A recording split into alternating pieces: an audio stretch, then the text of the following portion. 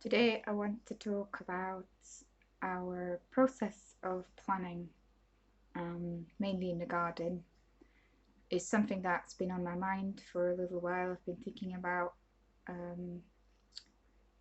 how to document that, and it's just something that I really want to remember because it's very different from how I expected it to be.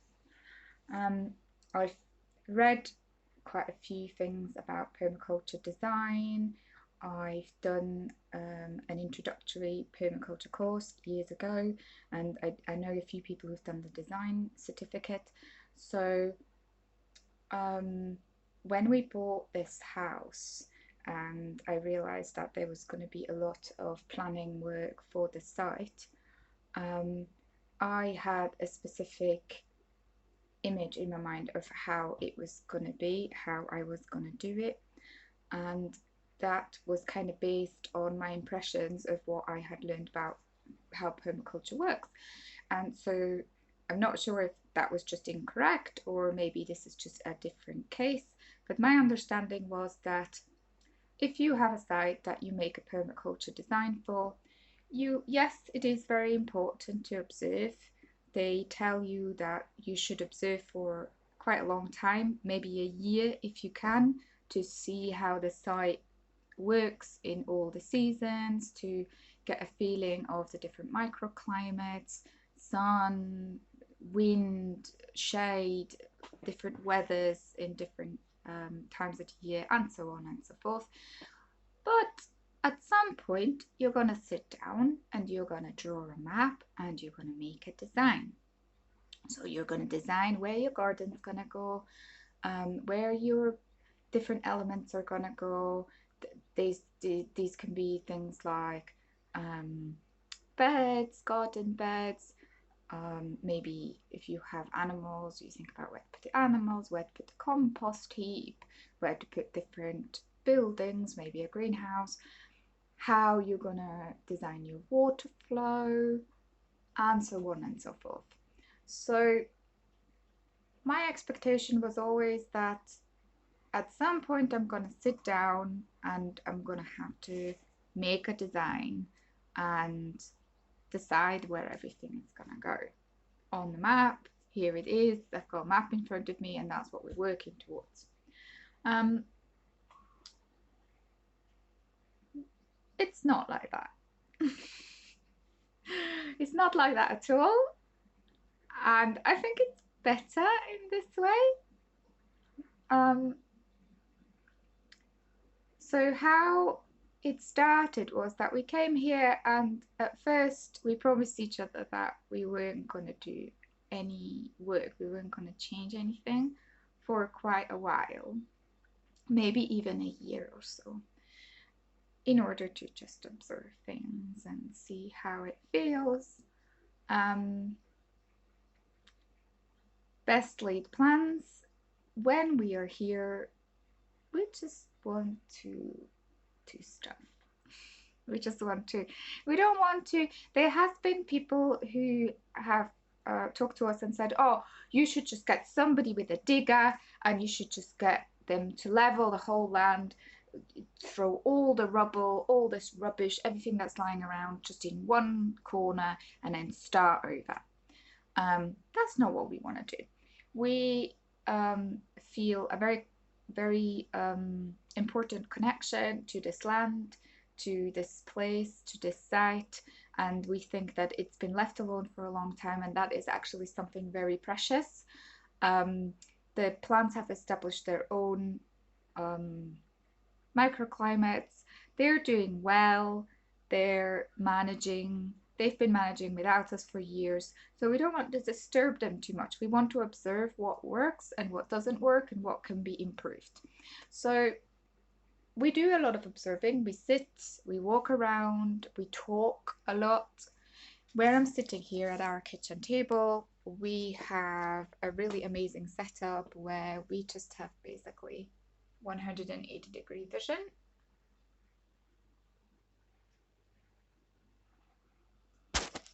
So this is one of my favorite observing spots, just to sat here at the kitchen table and look out and just observe. Um, I'm sat in here today because it's windy again, so that is very interesting. Winds in the spring.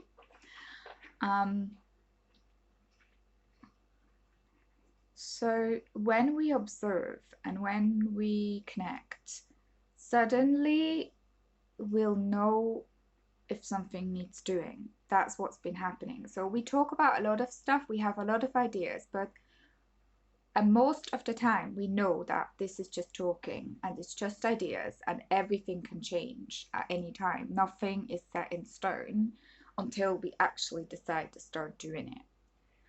And this has worked really well for us so far for a long time with other things in life as well. But especially here, it shows itself that we take one step and then the next step or the next couple of steps reveal themselves. And then we take those steps and then another few steps clarify themselves. So actually, I have made designs, I have plans, I have maps, and I have written down observations where things could go, what would be good. But I have loads of versions of these, both on paper and in my head, and it gives me options to shuffle through until some at some point there is just a moment where things click into place and we both know that, okay, this is the next thing to do and this is how it's going to be. And until that point, we don't know exactly what we're going to do. And it's actually really amazing. In our, with our belief, with our spiritual practice, and with our way of seeing life, going through life, we believe that this is the spirit of the land, this is our Guru Devs, this is Radha Krishna showing us what is needed, what service is needed for this place, because we're not owners of this place, we're just stewards.